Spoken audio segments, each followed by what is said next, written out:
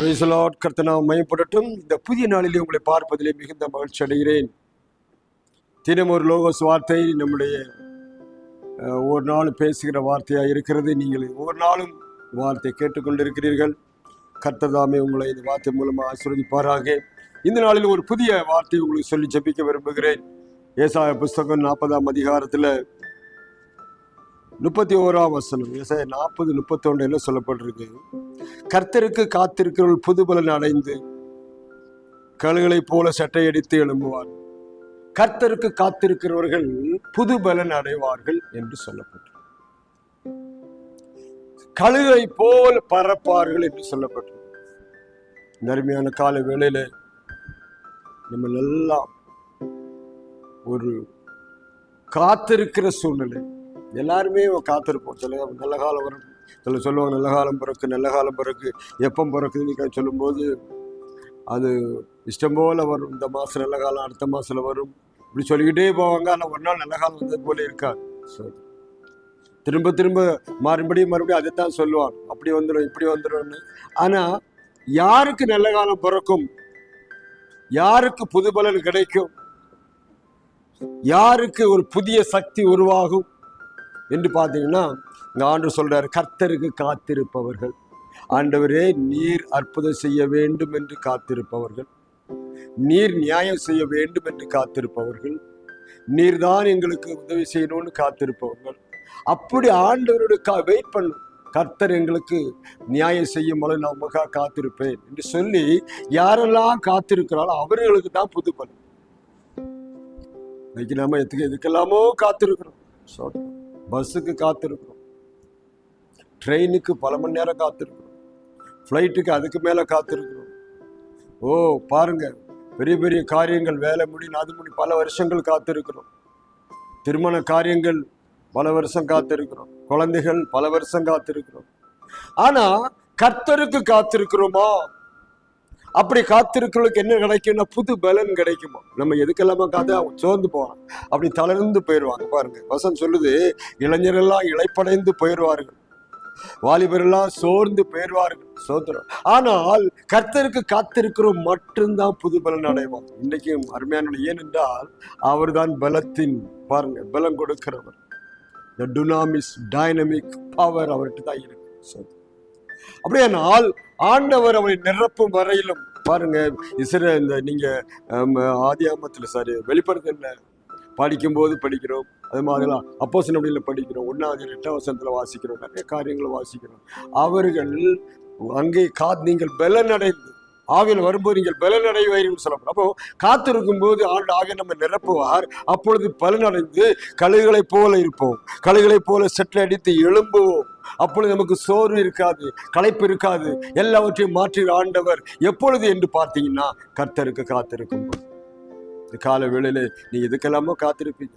ஒரு சீட்டு போட்டிருக்கப்பா, அதை முடிச்சுட்டு தர்றேன், பணம் எடுத்து அதை செய்யணும், இதை செய்யணும், அதை பண்ணணும்னு காத்து கொண்டே இருப்பீங்க. ஆனால் ஆண்டவர் இறங்கி அற்புதம் செய்யணுங்கிற காத்துக்கு நம்ம இருக்க மாட்டோம். அநேகர் பேர் கர்த்தர் மேலே பாரத்தை வைத்துவிடு, அவருக்காக காத்திருன்னு சொன்னால் கஷ்டப்படுவாங்க. நீ என்னப்பா சொல்கிற, ஏதாவது நடக்கிறாப்புல சொல்லுப்பான்னு சொல்லுவாங்க. ஆனால் கர்த்தருடைய சமூகத்தில், ஆண்டவரே, நீர் எங்களுக்காக யுத்தம் பண்ணும், நீர் எங்களுக்காக வழக்காடும், நீர் எங்களுக்காக பேசும், நீர் எங்களுக்கு பட்சத்தில் எங்களுக்காக நீ காரியங்களை செய்யும் சொன்னா கேட்க மாட்டாங்க. ஆனா கர்த்தருக்கு காத்திருக்கிறவர்கள் தான் அந்த பலனை அடைந்து கொள்ள முடியும். காலையிலே நீ மனுஷன் நம்பி போயிட்டு இருக்கிறியா? இன்னைக்கு அந்த மனுஷன் அதை பண்ணுவான், இந்த மனுஷன் இது பண்ணுவான், நம்ம அதை பண்ணிடலாம்னு சொல்லி பண்ணிட்டு இருக்கீங்களா? யோசனை பண்ணி பாருங்க. எத்தனையோ தடவை ஏமாந்துருக்கீங்க, எத்தனையோ தடவை வெட்கப்பட்டு போயிருக்கீங்க, எத்தனையோ தடவை இப்படி ஆயிப்போச்சேன்னு சொல்லி தலை குனிந்து போயிருக்கிறீர்களே. கர்த்தர் சொல்லுகிறார், கர்த்தருடைய சமூகத்திலே காத்திரு. கர்த்தருக்கு காத்திருக்கிறவர்கள் புது பலன் அடைவார். பாருங்க, அவன் செட்டை எடுத்து எழும்பாரு என்று ஆண்டோடைய வசனம் சொல்லுது. காலையில் நீங்க எதை காத்து கொண்டிருக்கிறீங்க?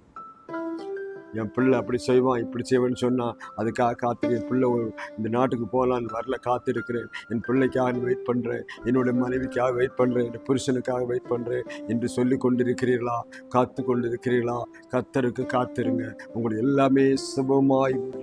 இந்த நாட்களில் அருமையான நம்ம எதிர்பார்க்கிற ஒரே ஒரு காரியம் என்ன தெரியுமா? இந்த உலகத்துல எதையுமே நம்பாதீங்க, எதுவும் நிரந்தரம் இல்லை, எல்லாம் மாறி போகிறது. நாம் பறந்து போகிறோம் என்று சொல்லப்பட்டிருக்கு. கடைசி நாட்களில் நாம் இருக்கிறோம். வாழ்கிற நாட்கள் எவ்வளவு நாட்கள் சொல்ல முடியாது. எப்போ யுத்தம் வரும், எப்போ பிரச்சனை ஆரம்பிக்கும், எப்பொழுது வெடிக்கும் என்று சொல்ல முடியாது. எப்பொழுது பார்த்தாலும் உலகத்தில் பிரச்சனை வந்து கொண்டுதான் இருக்கிறது. அருமையானவர்களே, நாம் வீட்டில் உட்கார்ந்து கர்த்தருக்கு காத்திருங்க. ஆண்டவரே, நீ என்ன சொன்னாலும் நான் செய்ய ரெடியா இருக்கேன்னு காத்திருங்க. தேவன் உங்களுக்கு ஒரு புதிய பலனையும் புதிய ஆசீர்வாதத்தையும் புதிய வல்லமையும் கொடுத்து உங்களை நிலைநிறுத்த வல்லவராய் இருக்கிறார். கழுகுகளை போல, கழுகு சிறகை அது வயசானோன்னு சட்டை எல்லாம் களைஞ்சிட்டு அப்படியே காத்துட்டு இருக்கும். அது மாத கணக்கில் உட்கார்ந்துருக்கும். ஒரு நாள் என்ன செய்யும், அப்படியே அதுக்கு மறுபடியும் புது சிறகு முளைக்கும், நகங்கள் முளைக்கும், அழகு முளைக்கும், எல்லாம் முளைச்சிட்டு அப்படியே வரும் கம்பீரமாய் புதிய இப்போதுதான் பிறந்த ஒரு புது யங் சேப்போல வந்து நிற்கும். அப்பொழுது பாருங்க, அப்படியே பறந்து போகும், எல்லா வேலையிலும் செய்யும். அது வருது காத்திருக்கும் என்று சொல்லப்பட்டிருக்கு. இன்றைக்கும் உங்கள் வாழ்க்கையிலே ஒரு காத்திருப்பது இருக்குதா? யாருக்கா காத்து கொண்டிருக்கிறீங்க? உலகத்தின் காரியத்துக்காகவா, இல்லை கர்த்தருக்காகவா? நீ கர்த்தருக்காக காத்திருந்தீன்னா கர்த்தர் உங்களை ஆசீர்வதித்து வழி நடத்த அவர் வல்லமை உள்ளவராயிருக்கிறார். எத்தனை பேர் அறிந்திருக்கு? ஆண்டவருக்கு காத்திருந்தவங்க ஒரு நாள் தோற்று போனதில்லை. கர்த்தருக்கு காத்திருந்தவங்க ஒரு நாள் தோற்று போனதில்லை. அவர்கள் வெற்றி மேலே வெற்றி அடைந்திருக்கிறார்கள்.